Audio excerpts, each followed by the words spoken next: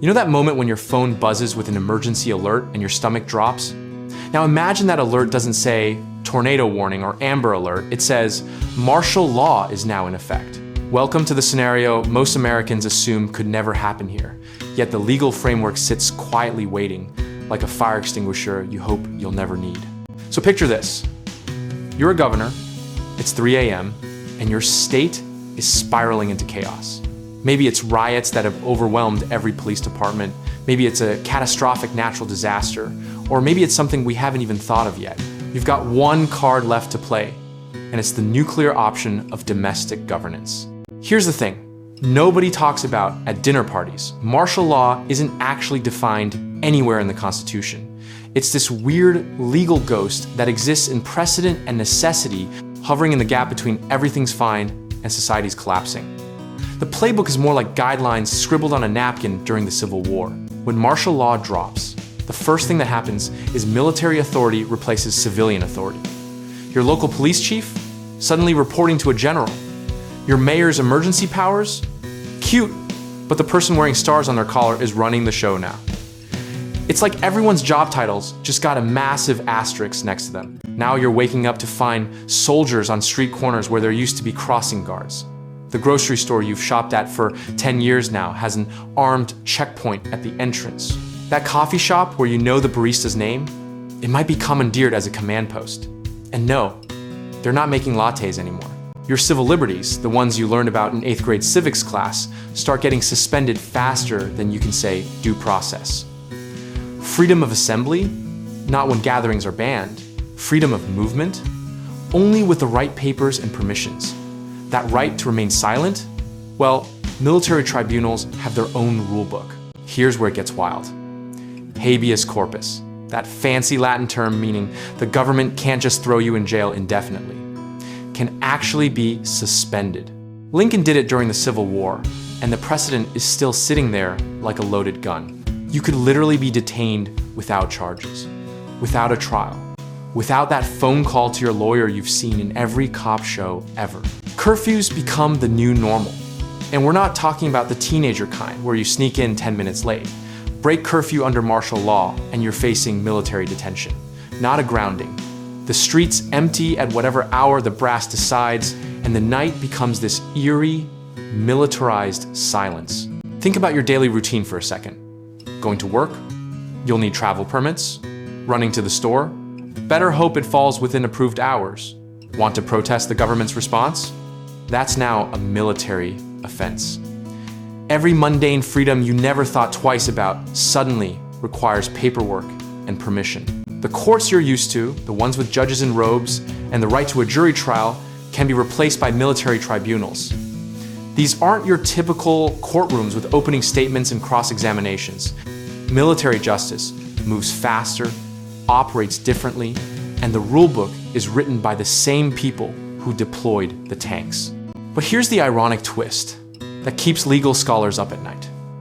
There's no clear federal statute that lays out exactly what martial law is, how it's declared, or what limits exist. It's basically controlled chaos, guided by historical precedent and whatever seems necessary at the moment. We're talking about one of the most extreme government powers, running on a system of we'll figure it out as we go. Your property rights, also negotiable now. The military can commandeer buildings, vehicles, supplies, whatever they deem necessary for maintaining order. That spare bedroom you rent on Airbnb could become officer quarters, and your compensation is whatever the government decides is fair after the fact. Communications get interesting too. The military can shut down internet service, cell networks, even radio stations if they think information is inflaming the situation. Your social media updates about what you're seeing could be classified as spreading panic or disinformation. The digital town square goes dark, and suddenly we're back to word of mouth like it's 1776. Now imagine you're a business owner watching this unfold. Your inventory, your equipment, your entire operation can be seized for military use. You might get an IOU, you might get fair compensation eventually, but right now, the soldiers need your warehouse and your delivery trucks. The free market just took an extended vacation. The really unsettling part? There's no standard playbook for when martial law ends. It's not like there's a timer that goes off after 30 days and everything snaps back to normal. It continues until whoever declared it decides the emergency is over, which creates this awkward dependency on the same authority that suspended your rights to voluntarily give them back. History gives us glimpses of what this looks like in America. Hawaii, after Pearl Harbor, stayed under martial law for nearly 3 years.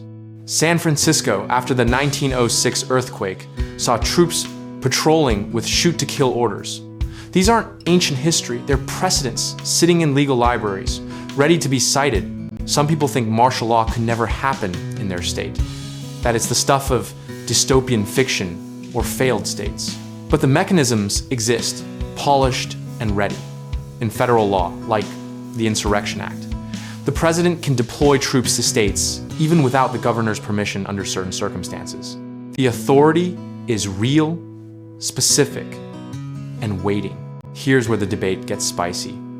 Civil libertarians call it government overreach, a tyrannical suspension of constitutional rights. Security hawks call it a necessary last resort, the only tool capable of restoring order when everything else fails. Both sides are kind of right, which makes the whole thing even more uncomfortable to think about. The military itself often hates the idea of martial law because it turns soldiers into police officers, a role they're not trained for and frankly don't want. Soldiers are trained to fight wars, not patrol neighborhoods and enforce curfews. It's mission creep into territory that makes everyone uneasy, including the people holding the rifles. Meanwhile, your local government basically becomes a suggestions committee. The mayor can advise, the city council can express concerns, but ultimate authority rests with military command. Democracy takes a timeout while order gets restored, at least in theory. Whether that timeout lasts days or years depends entirely on how bad things got and how quickly stability returns. And here's the kicker that should make everyone a little nervous. The definition of emergency, severe enough to justify martial law, is subjective. One person's civil unrest requiring military intervention is another person's protests that police should handle. There's no national emergency meter that objectively reads deploy martial law when it hits 10. Social media would explode with takes, except wait, social media might be suspended. So instead, rumors spread through neighborhoods, whispered conversations replace verified news, and everyone's trying to figure out what's actually happening versus what people think is happening. Information becomes as restricted as movement. Think about the psychological impact for a second. You go to sleep in a democracy and wake up under military rule. Your neighbors might inform on you for breaking curfew. That friendly National Guard member at the checkpoint is still a soldier pointing a rifle. The cognitive dissonance of American freedom meets military occupation creates this surreal nightmare that doesn't quite compute. Some states have actually prepared for this scenario with detailed continuity of government plans. Others are winging it, assuming it'll never happen to them. The preparation gap between states is massive, which means the experience of martial law could vary wildly depending on whether you're in a state that planned ahead or one caught totally flat-footed. Eventually, theoretically, normalcy returns. The troops withdraw, civilian authority resumes, courts reopen, and life goes back to whatever the new normal looks like. But here's the thing about suspending rights temporarily. Temporary has a funny way of lasting longer than anyone intended, and rights once suspended don't always return exactly as they were. The whole concept sits in this uncomfortable space between necessary government power and potential tyranny. It's the break glass in case of emergency option that makes everyone nervous, precisely because we know the glass is real, and so is the hammer. Whether it's a tool of last resort or a threat to democracy depends entirely on who's wielding it and why. So that's martial law in America, not a foreign invasion scenario, but a homegrown legal power lurking in the background of our system. It's happened before, it's legally possible now, and the only thing stopping it is the crisis that hasn't quite gotten bad enough yet. Sweet dreams, and maybe double check that your emergency kit includes something more than bottled water and flashlight batteries.